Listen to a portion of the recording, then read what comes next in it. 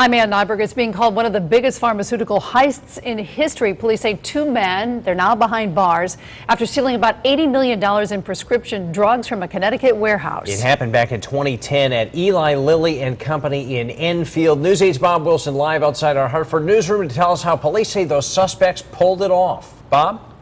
Yeah, 2 years ago, it made huge news, national news. And then it kind of died and went away. But all that time, Chief Carl Sfraza and Enfield, his detectives, the FBI, have been working the case, following the leads. And tonight, they've made a huge arrest in a historical heist. The biggest pharmaceutical heist in the nation solved with one of the smallest clues.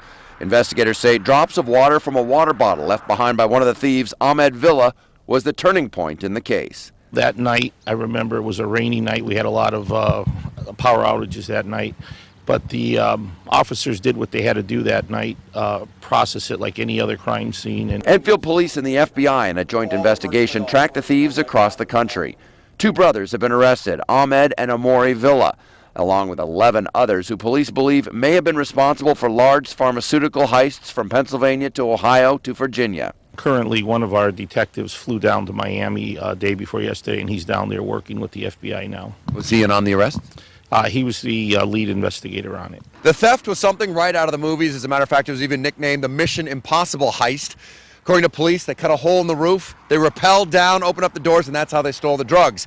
Now, while Eli Lilly is not commenting on their upgraded security, it's pretty clear they now have a fence around the property. And if you look up on the roof, you can see two giant metal towers with more than a dozen cameras up there, sensors, and lights. They want to make sure this doesn't happen again. If you go over there today, you drive by there, because I drive by there a lot. It's all cameras and stuff now, but before there was nothing there. Like a Tom Cruise Mission Impossible thing. You don't think stuff like that would happen over here in Enfield, and right down the street just makes it that much more crazy. And the crazy ride isn't over yet. Police say they're not stopping with these arrests. Until it's closed, we are limited in what we're going to be able to disclose. Which is kind of a good sign. Yes, it's a great sign that it's ongoing, and like I said, we're very satisfied with the arrests that have been made. Crazy was a good word to use in all this. The crazy thing about it is $80 million worth of pharmaceuticals stolen.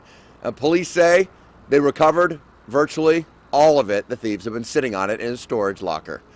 I'm Bob Wilson reporting live in Hartford, News 8.